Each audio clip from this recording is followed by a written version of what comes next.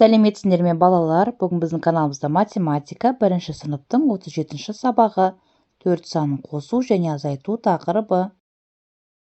Есепте және есіңде сақта. Бірінші тапсырма. 4 санын қалай қосуды және азайтуды есіңе түсір. Мысалдардың қалай құрылғанына қара. Балалар, төмендегі суретке мұқият назар аударыңдар. Бізде сары түсті асықтан 1 және қызыл түсті асықтан 4 тұр. Енді осы 1 және 4 санын қатыстырып, мына жердегі мысалдарды орындайық. 1 мен 4 санын қосындысы 5-ке тең, 4 пен 1 санын қосындысы 5-ке тең. 5-тен 4-ті азайтсақ, айырманың мәні 1-ге тең болады. Келесі, бізде 2 сары түсті асық және 4 қызыл түсті асық тұр. Енді осы 2 және 4 сандарын қатыстырып, осы жердегі мысалдарды орындайық. 2 мен 4 санның қосындысы 6-ға тең, 4-ке 2-ні қоссақ, қосындының мәні 6-ға тең болады. 6-дан 4-ті азайтқанда, айырманың мәні 2-ге тең болады. Келесі бізде 3 сары асық, 4 қызыл асық тұр. 3 пен 4 санның қосындысы 7-ге тең, 4-ке 3-ті қоссақ, қосындының мәні 7-ге тең болады. 7-ден 4-ті азайтқан кезде, айырманың мәні 3-ге тең болады. Келесі бізде сары түсті асықтан 4, 4 қызыл асық тұр. 4 пен 4 санның қосындысы 8-ге тең болады. 8-ден 4 азайтқан кезде айырманың мәні 4-ге тең болады. Келесі 5 пен 4 санның қосындысы 9-ға тең. 4 пен 5 санның қосындысы 9-ға тең. Өйткені бұл жерде бізде сары асықтың саны 5, ал қызыл асықтың саны 4 болып тұр. 9-дан 4 азайтқан кезде айырманың мәні 5-ге тең болады.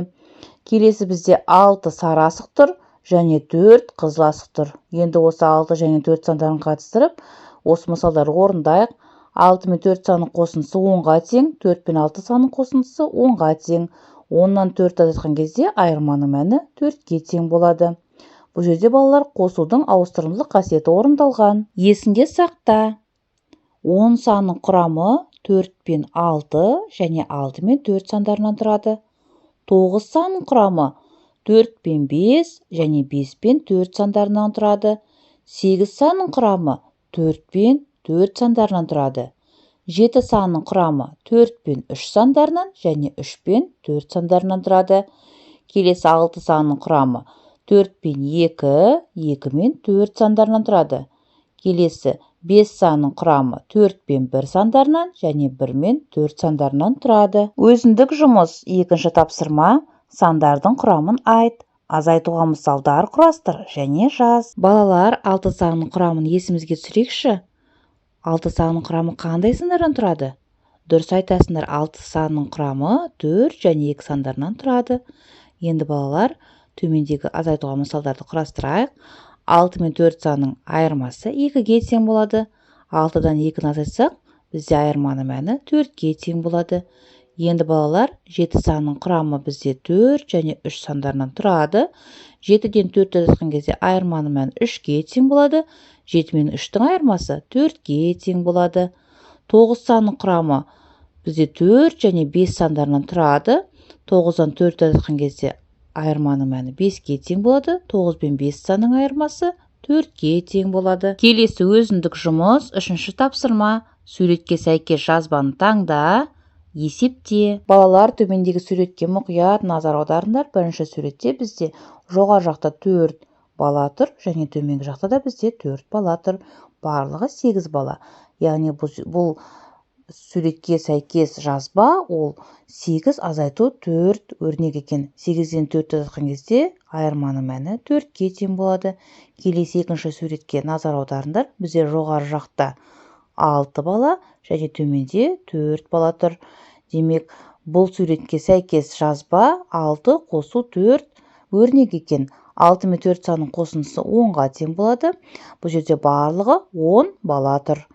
Келесі үшінші суретке назар аударыңдар. Үшінші суретте жоғары жағында бізде 5 оқушы бала және төмен жақта бізде 4 оқушы бала тұр. Барлығы 9 оқушы бала.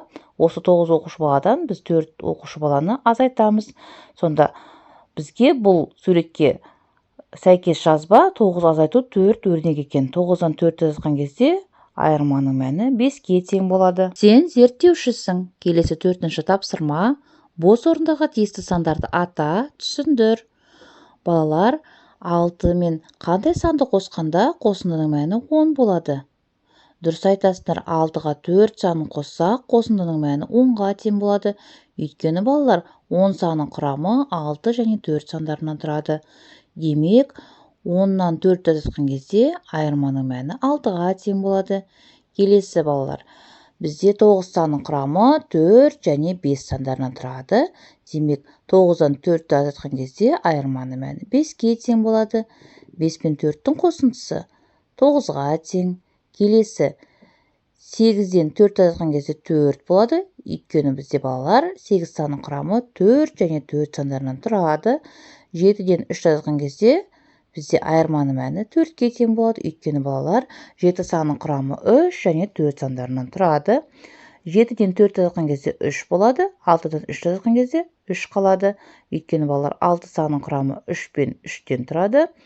Ал 7 санның құрамы 4 пен 3 сандарынан тұрады. Жұптық жұмыс. 5-ші тапсырма. Мысалдарды түсіндір, есепте және жаз. 5 қосу 2 қосу 2.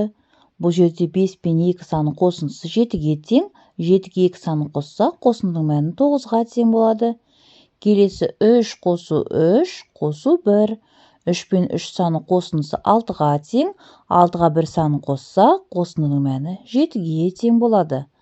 Келесі 6 қосу 1 қосу 2. 6 мен 1 санның қосындысы 7-ге тең болады. 7 санына 2 санын қоссақ, қосындының мәні 9-ға тең болады. Келесі 9 азайту 3 азайту 1 дейді. 9 пен 3 санның айырмасы 6-ға тең. 6-дан 1 сан азайтсақ, айырманың мәні 5-ге тең болады. Келесі 8 азайту 2 азайту 2. 8-ден 2 санын азайтсақ, айырманың мәні 6-ға тең болады. 6 санын 2 сан азайтсақ, айырманың мәні 4-ге тең. Келесі 10 азайту 2 азайту 2. 10 мен 2 санның айырмасы 8-ге тең болады. 8 бен 2-нің айырмасы 6-ға тең болады. Осымен балалар, сабақ аяқталды.